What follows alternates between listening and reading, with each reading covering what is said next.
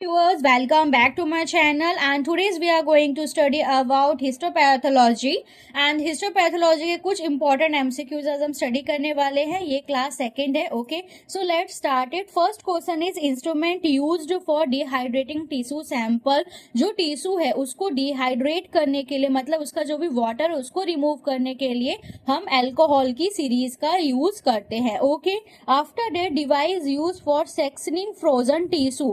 जो frozen tissue है, ठीक है, जो फ्रीज हो चुका है टिश्यू उसको सेक्शन करने के लिए उसको कटिंग करने के लिए हम क्रायोसेट का यूज करते हैं। After that next question is function of hot plate in histopathology. Histopathology में हॉट प्लेट का क्या यूज होता है? इसका यूज होता है वार्म करने का या ड्राई टिश्यू, ठीक है, टिश्यू को जो भी हमें हिस्टोपैथोलॉजी में टिश्यू मिला है उसको वार्म करने के लिए या फिर उसको ड्राई करने के लिए हम हॉट प्लेट का यूज करते हैं हिस्टोपैथोलॉजी लैब्स में। Okay, the next question is device use for uniform tissue section. अगर हमको यूनिफॉर्म टिश्यू को कट करना है, एकदम यूनिफॉर्म थिन लेयर में कट करना है, तो उसके लिए हम माइक्रोटॉम इंस्ट्रूमेंट का यूज करते हैं। After that next question is equipment used to remove alcohol from tissues. ठीक है, वाटर को रिमूव करने के लिए हम एल्कोहल सीरीज का यूज करते हैं। अब इस एल्कोहल को भी रिमूव करने के लिए हम जाइलिन का यूज करते हैं। ओके, क्लियर करने के लिए टिश्यू को हम जाइलिन का यूज करते हैं, तो जाइलिन एक क्लियरिंग एजेंट होता है। After that the next question is main function of embedding station. ठीक है, इम्बेड करते हैं हम अपना जो भी टिश्यू है उसको इम्बेडिंग करते हैं पैराफिन बॉक्स में। ठीक है, पैराफिन बॉक्स में, तो उसको हम क्या कहते हैं? Embedding tissue in paraffin. Embedding का एक पर्टिकुलर स्टेशन होता है हिस्टोपैथोलॉजी लैब्स में, तो उसका मेन फंक्शन क्या होता है कि जो भी हमारा टिश्यू है उसको हम पैराफिन बैग्स में इम्बेड कर सके। ओके, अब एक ये है नोट है कि microtome are use for sectioning paraffin embedded tissue. जो माइक्रोटॉम इंस्ट्रूमेंट है, ठीक है, जो भी हमारा टिश्यू है उसको थिन स्लाइस करने के लिए हम माइक्रोटॉम का यूज कर रहे हैं, तो microtome are used for sectioning paraffin. ठीक है, जो पैराफिन के अंदर एम्बेड हो रखा टिश्यू है उसको सेक्शन कटिंग करने के लिए हम माइक्रोटॉम का यूज करते हैं। लेकिन अगर हमको फ्रोजन सेक्शन करना है तो क्रायोसेट का यूज करते हैं। ठीक है, जहां पे भी हमको फ्रोजन सेक्शन करना है वहां पे हम क्रायोसेट का यूज करते हैं, विच ऑपरेट एट लो टेम्परेचर, जहां जिसके अंदर क्या होता है? लो टेम्परेचर होता है, ताकि जो टिश्यू की इंटीग्रिटी है वो मेंटेन रहे। Okay, after that disadvantage of xylene. Xylene जो हम as a clearing agent use कर रहे हैं, एल्कोहल को रिमूव करने के लिए यूज कर रहे हैं, उसका क्या डिसएडवांटेज है? तो उसका क्या डिसएडवांटेज है कि वो टॉक्सिसिटी है टू लेबोरेटरी वर्कर्स। ठीक है, जो भी उसको कर रहा है, उस काम को कर रहा है, उसके लिए वो क्या है? टॉक्सिसिटी क्रिएट कर सकता है, क्योंकि जाइलिन टॉक्सिक होता है। After that disadvantage of automated staining machine. ठीक है, हिस्टोपैथोलॉजी लैब्स में जो बड़ी बड़ी लैब्स होती है उनके अंदर ऑटोमेटिक स्टेनिंग मशीन भी यूज होने लगी है, लेकिन क्या होता है? उसका ड्रॉबैक ये है कि उसका जो कॉस्ट है और उसका जो मेंटेनेंस है वो ज्यादा होता है। ठीक है, लेकिन अगर बड़ी लैब है तो वो ये भी अफोर्ड कर सकते हैं। ठीक है, जहां पे ज्यादा सैंपल्स आ रहे हैं। नेक्स्ट क्वेश्चन इज फैक्टर में reduce the efficiency of microtomes. ठीक है, माइक्रोटोम एक ऐसी मशीन है जो थिन स्लाइस कर रहा है हमारे टिश्यू का, तो उसकी एफिशिएंसी का कौन सा ऐसा फैक्टर है जो रिड्यूस करेगा? अगर उसका ब्लेड डल होगा, अगर जो उसके ऊपर ब्लेड लगा है वो शार्प नहीं है, अगर वो डल हो चुका है, तो कैसे कटिंग हमारी हो पाएगी? ठीक है, कैसे कटिंग हो पाएगी? नहीं हो पाएगी कटिंग अगर वो डल है।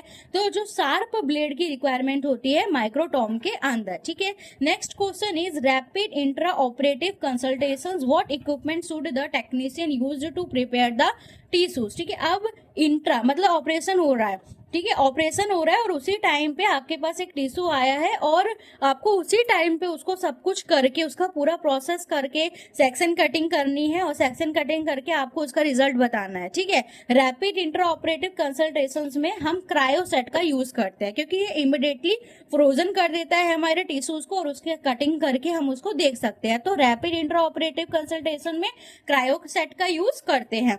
After sectioning technician notice the tissue is folding on the slide, what adjustment should made on the water bath। ठीक है, अभी एक क्वेश्चन है कि सेक्शनिंग कटिंग कर रहे हैं और टेक्नीशियन को ये दिख रहा है कि जो टिश्यू है, ठीक है, माइक्रोटॉम से हम टिश्यू काट तो रहे हैं ब्लेड भी शार्प है, लेकिन उसको कैसा आना चाहिए, एकदम फ्लैट आना चाहिए। लेकिन जो हमारा टिश्यू का स्लाइड है वो ऐसे फोल्ड हो रहा है, उसके एंड से ऐसे फोल्डिंग हो रही है। तो इससे आप क्या ऐसा एडजस्ट करोगे वाटर बाथ में। तो वाटर बाथ में आप क्या एडजस्ट करोगे, उसका जो वाटर बाथ है उसका जो टेम्परेचर उसको आप डाउन कर दोगे। Decrease the water bath temperature, जो वाटर बाथ का टेम्परेचर है उसको डाउन कर दोगे। ठीक है, जब जो उसका टेम्परेचर है वो कम हो जाएगा तो हो सकता है कि जो आपके सेक्शन कटिंग है वो फॉइल मतलब फोल्डिंग ना हो, जो उसके एंड से वो फोल्डिंग हो रहा है। Next is a primary purpose of fixative in histopathology. Primary purpose क्या होता है, फिक्स करने का यही प्राइमरी फंक्शन होता है कि हम टिश्यू का स्ट्रक्चर को मेंटेन करके रखें। ठीक है, टिश्यू के स्ट्रक्चर को प्रिजर्व करने के लिए हम फिक्सेटिव का यूज करते हैं। मोस्ट कॉमनली यूज फिक्सेटिव इन हिस्टोपैथोलॉजी में मोस्ट कॉमनली फॉर्मलिन यूज किया जाता है। फॉर्मलिन क्या है, 10% सॉल्यूशन है फॉर्मेल्डिहाइड का। Okay, next question is which fixative ideal for electron microscopy. अगर आपको टिश्यू को इलेक्ट्रॉन माइक्रोस्कोपी से देखना है तो कौन सा ऐसा आइडल फिक्सेटिव है, उसका नाम है glutaraldehyde. Okay, glutaraldehyde preserve fine detail. ठीक है, जो ग्लूट्राएल्डिहाइड होता है वो बहुत ही फाइन डिटेल को भी प्रिजर्व करके रखता है, सेलुलर डिटेल को भी प्रिजर्व करके रखता है, जो आपको इजिली किसमें विजुअल होते हैं, इलेक्ट्रॉन माइक्रोस्कोपी में। After that, advantage of using a formalin as fixative. ठीक है, इसका क्या एडवांटेज है जो हम फॉर्मलिन को यूज करते हैं, क्योंकि ये ब्रॉड एप्लीकेबल है टू वेरियस टिश्यूज। बहुत सारे जो टिश्यूज होते हैं उसके लिए जो फॉर्मलिन है वो काम कर जाता है। Okay, fixative known to cause tissue shrinkage. ऐसा कौन सा फिक्सेटिव है जिससे हमारा टिश्यू श्रिंक होने लगता है, तो उसका नाम है इथेनॉल। ठीक है, इथेनॉल को डिहाइड्रेटिंग फिक्सेटिव भी कहते हैं। ये सारा वाटर वहां से निकालेगा तो जो हमारा टिश्यू है वो क्या होता है, श्रिंक होने लगता है। तो ये आइडल फिक्सेटिव नहीं है। Fixative use for preserving glycogen, ये बहुत इंपॉर्टेंट है कि अगर ग्लाइकोजन को प्रिजर्व करना है तो हमको कार्नियो सॉल्यूशन का यूज करना पड़ेगा। ठीक है, ये वाला फिक्सेटिव आपको यूज करना पड़ेगा। Fixative best for preservation of lipid को करना है अगर फिक्स, तो आप क्या यूज करोगे, ऑसिमम टेट्रा ऑक्साइड। ठीक है, जो ऑसिमम टेट्रा ऑक्साइड होता है वो प्रिजर्व करने के लिए, लिपिड को प्रिजर्व करने के लिए बेस्ट फिक्सेटिव है। रिएक्ट विद अनसैचुरेटेड फैटी, जो अनसैचुरेटेड फैटी एसिड है उसके साथ ही रिएक्ट करता है। Role of Bouin solution as a fixative. Bouin solution का क्या नाम है, क्या रोल है इसका, to enhance staining quality. Staining की क्वालिटी को इनहेंस करने का काम कौन करता है, वोइन सॉल्यूशन करता है। Acetic acid often include in compound. अगर आप कंपाउंड फिक्सेटिव यूज कर रहे हो तो उसमें एसिटिक एसिड क्यों यूज करते हैं, उसमें हम एसिटिक एसिड इसलिए यूज करते हैं क्योंकि एसिटिक एसिड फिक्स करता है न्यूक्लियोप्रोटीन को और क्रोमोसोम्स को। ये न्यूक्लियोप्रोटीन और क्रोमोसोम को भी प्रिजर्व करने की हेल्प करता है। ठीक है, सो ये कुछ क्वेश्चंस थे हिस्टोपैथोलॉजी के बारे में, और नेक्स्ट वीडियोस में और भी एमसीक्यूज के हम स्टडी करेंगे। सो सब्सक्राइब माय चैनल और लाइक करिएगा वीडियो को, अच्छी लगी हो। Thank you.